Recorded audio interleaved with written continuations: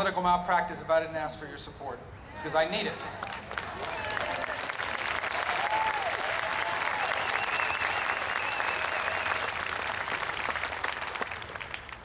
I am not running for the U.S. Senate because I want to be somebody. I assure you of this. In case you're ever thinking about running for office, let me give you something I have learned. There are easier things to run for than against the incumbent governor of your own party in your own state. Okay, there are easier races to get into. There are other things I could have run for, and a lot of people that thought I should.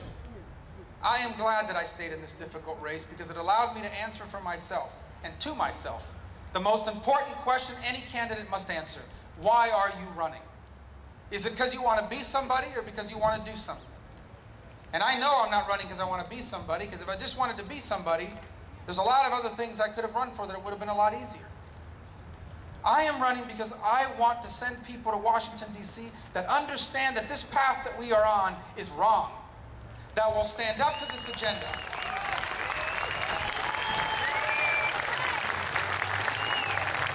And that will offer a clear alternative. And I am running because I know that in this race for U.S. Senate here in Florida, I'm the only one that will. That's why I'm running. So,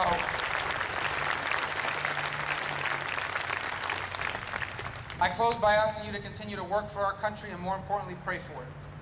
It is still the hope of all the world. People all over this planet look to America and say, you know what? There are things about us they may not like. They may be right or they may be wrong. But you know what? We have nothing to apologize for.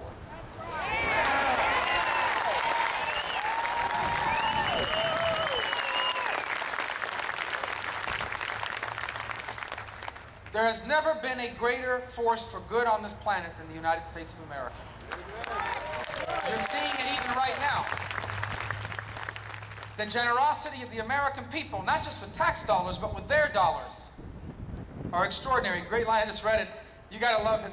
He gets straight to the point. I don't know if you guys saw George W. Bush was invited back to the White House yesterday, and they held a press conference, and Obama gave a long speech, and Clinton gave a long speech, and then Bush got up and said, look, I know a lot of you want to send blankets and water to Haiti, just send your cash. Just because he gets right to the point. But anyway, the generosity of the American people is unrivaled. Ask Germany and Japan about the generosity of the United States of America. Ask people all over the world. It's the reason, by the way, why you never hear about boatloads of American refugees arriving on the shores of other countries.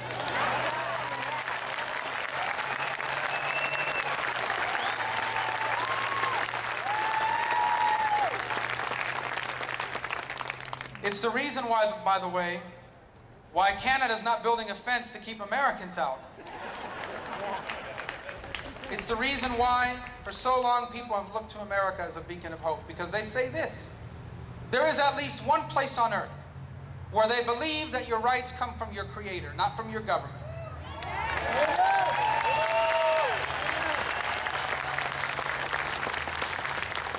There is at least one place on earth where they believe that it doesn't matter where you came from or what your parents did for you. You can be anything that your talent and work ethic allow you to be.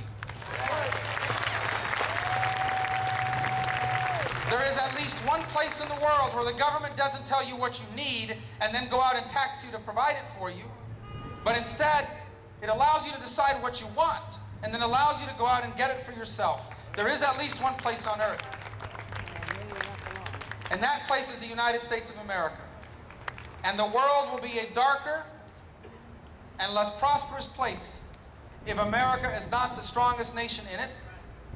And that's why we must ensure that at least for one generation more, the America that you and I were left with, it survives and continues to thrive. That is the mission of our time. That is the mission of this movement. That is the purpose of my campaign. Let's work together. I look forward to it in 2010. God bless you. Thank you.